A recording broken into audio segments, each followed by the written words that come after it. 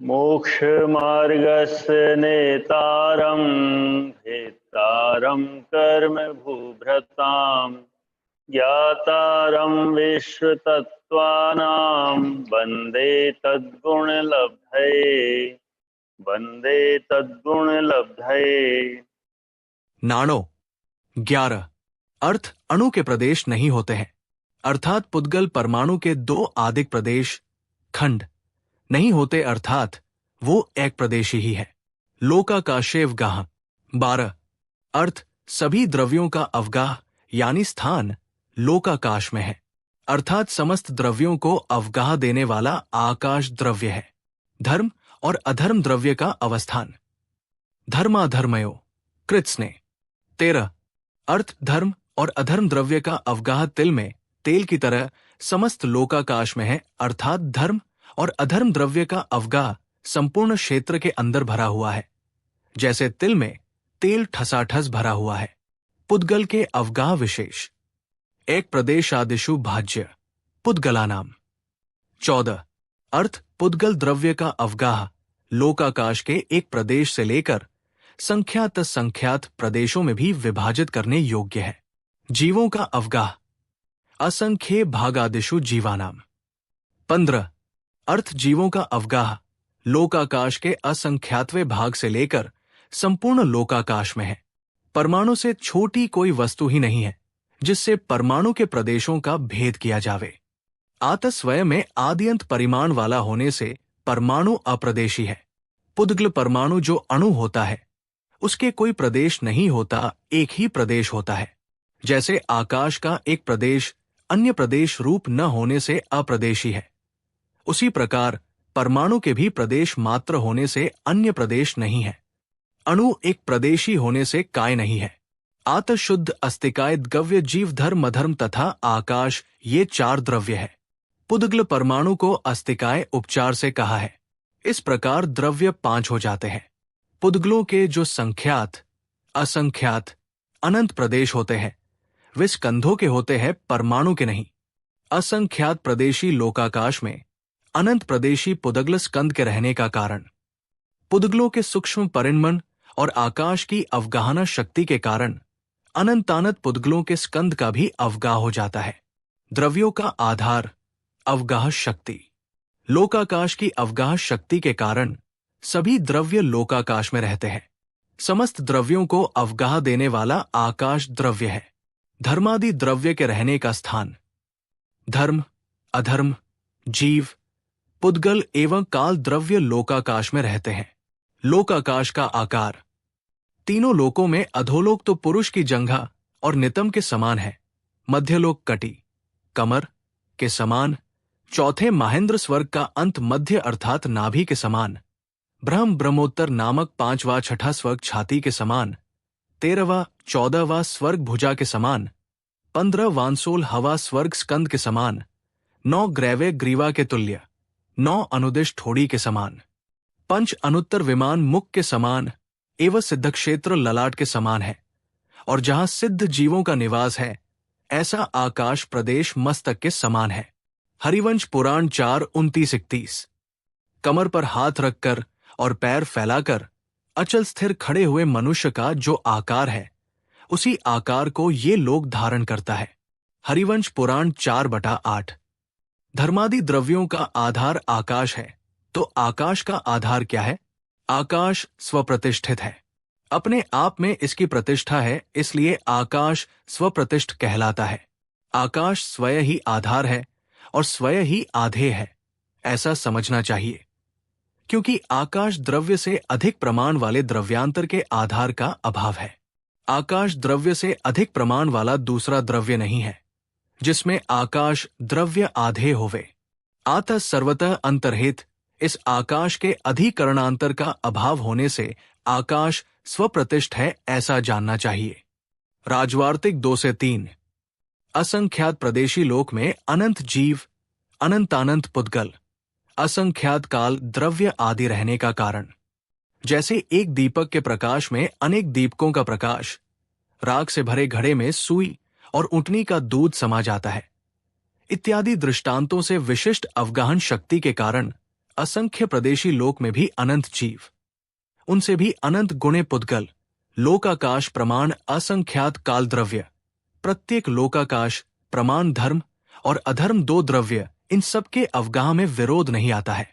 यदि इस प्रकार की अवगाहन शक्ति न हो तो लोक के असंख्य प्रदेशों में असंख्य परमाणु का ही समावेश होता है, और ऐसा होने पर जिस प्रकार शुद्ध निश्चय से शक्ति रूप से सब जीव निरावरण और शुद्ध बुद्ध एक स्वभाव युक्त है, उसी प्रकार व्यक्ति रूप से व्यवहार नए से भी हो जाते। परंतु ऐसा तो है नहीं, क्योंकि प्रत्यक्ष और आगम दोनों प्रकार से उसमें विरोध है। लोक जहां पुण्य और पाप का फल देखा जाता है वो लोक है, व जिसमें पुण्य और पाप रूप कर्मों का सुख दुख रूप फल देखा जाता है वो लोक है। इस व्युत्पत्ति में लोक का अर्थ हुआ आत्मा अथवा जो देखता है वो लोक है। जो देखे जाने वाले पदार्थों को देखता है, जानता है, प्राप्त करता है वो लोक है। राजवार्तिक 10 से 11 जो अनंत अलोकाकाश के मध्य में स्थित है तथा जहां बंध और मोक्ष का फल भोगा जाता है उसे लोक कहते हैं। हरिवंश पुराण 2/110। जन्म, जरा और मरण से व्याप्त संसार लोक कहलाता है। राजवार्तिक 4/24 जीवादि 6 पदार्थों का जो समूह है उसे लोक कहते हैं। 12 अणुवेक्षा 39 आकाश के भाग। आकाश 2 भागों में विभक्त है, लोकाकाश और अलोकाकाश। धर्म एवं अधर्म द्रव्य के सद्भाव और असद्भाव की अपेक्षा से आकाश के 2 विभाग होते हैं, अर्थात धर्म अधर्म द्रव्य जहां तक पाए जाते हैं वो असंख्यात प्रदेशी लोकाकाश और इससे बाहर अनंत अलोकाकाश है।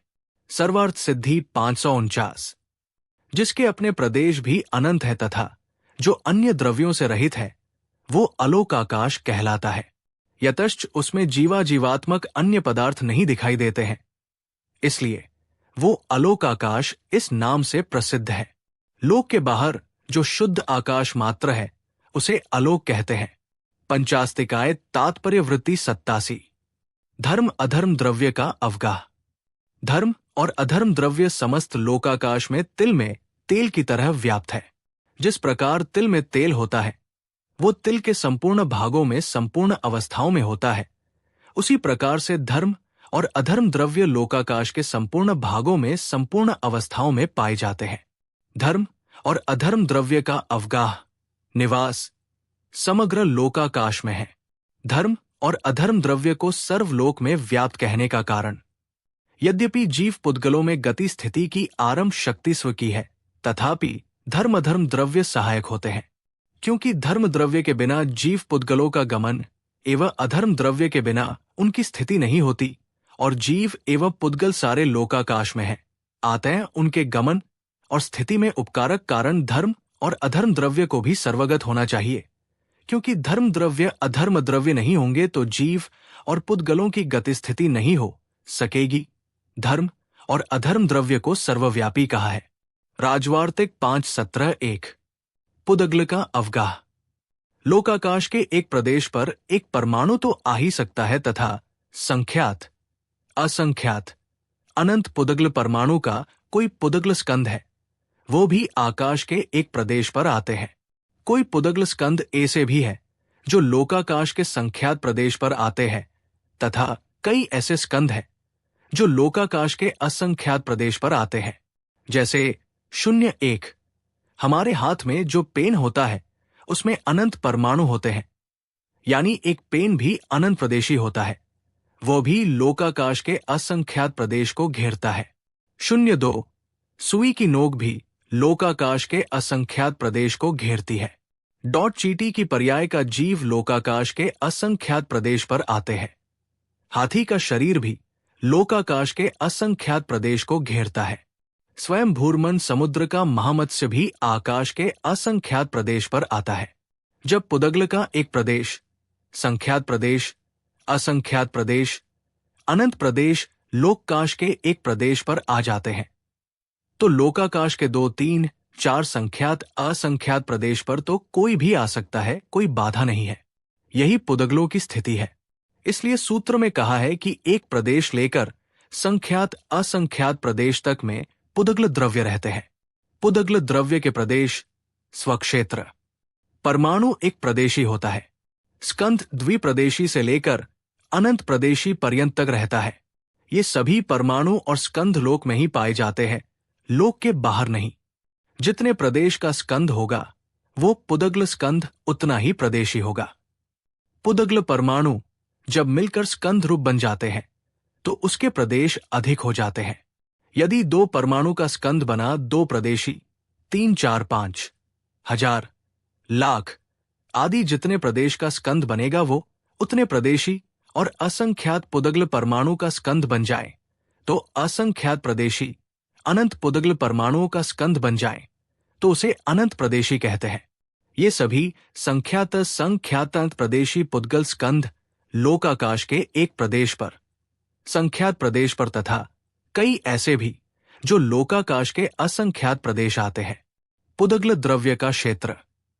लोकाकाश के एक प्रदेश पर एक पुदग्ल परमाणु भी रह सकता है और स्कंध भी रह सकता है। संख्यात प्रदेशी आकाश पर भी पुदग्ल सकंद रह सकता है। असंख्यात प्रदेशी आकाश पर भी पुदग्ल सकंद रह सकता है। अर्थात जितने प्रदेश वाला पुदग्ल परमाणु है उसे रहने के लिए आकाश के उतने ही प्रदेश चाहिए, ऐसा नहीं है। आकाश के एक प्रदेश में इतनी ताकत है कि वह तीनों लोकों के पुद्गल स्कंध सूक्ष्म रूप से परिणमन कर जाए तो आकाश के एक प्रदेश पर भी आ सकते हैं, यानी अनंत पुदग्ल परमाणु सकंध। द्रव्यों के प्रदेशों का नाप। जीव असंख्यात प्रदेशी, पुदग्ल 1, 2, 3 आदि से लेकर संख्यात असंख्यात अनंत प्रदेशी। धर्म असंख्यात प्रदेशी, अधर्म असंख्यात प्रदेशी। आकाश अनंत प्रदेशी। काल एक प्रदेशी द्रव्य। नोट: जितने प्रदेश वाला पुदग्ल परमाणु होता है उसे रहने के लिए आकाश के उतने ही प्रदेश चाहिए, ऐसा नहीं है। आकाश के एक प्रदेश में इतनी ताकत है कि वह तीनों लोकों के पुदग्ल स्कंध सूक्ष्म रूप से परिणमन करें तो वो आकाश के एक प्रदेश पर आ सकते हैं, यानी अनंत पुदग्ल परमाणु का स्कंध। पुदग्ल द्रव्य का परमाणु आकाश के एक प्रदेश पर भी आ सकता है। पुदग्ल द्रव्य का संख्यात प्रदेशी स्कंध, असंख्यात प्रदेशी स्कंध और अनंत प्रदेशी स्कंध आकाश के एक प्रदेश पर भी आ सकते हैं। पुदग्ल परमाणु का अनंत प्रदेशी भी असंख्यात प्रदेशी आकाश पर आ सकते हैं। जीवों का अवगाह। एक जीव के रहने के लिए लोकाकाश के असंख्यात प्रदेश चाहिए। कोई भी जीव 1, 2 या संख्यात प्रदेश पर नहीं रह सकता। उसके रहने के लिए लोकाकाश के असंख्यात प्रदेश ही चाहिए।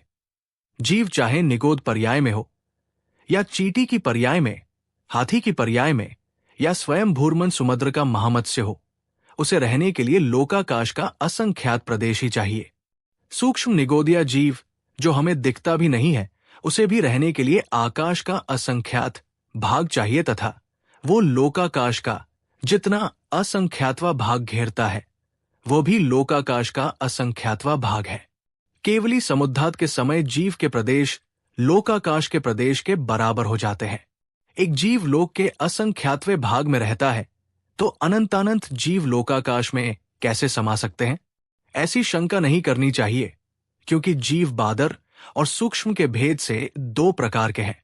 उनमें बादर जीव सप्रतिघात, दूसरे से रुकने वाले और दूसरों को रोकने वाले शरीर से युक्त है, परंतु सूक्ष्म जीवों का सूक्ष्म परिणमन होने के कारण सशरीरी होने पर भी न तो बादर जीवों के द्वारा उनका प्रतिघात होता है और न वे एक दूसरे का व्याघात करते हैं, अतः अप्रतिघात शरीर वाले हैं।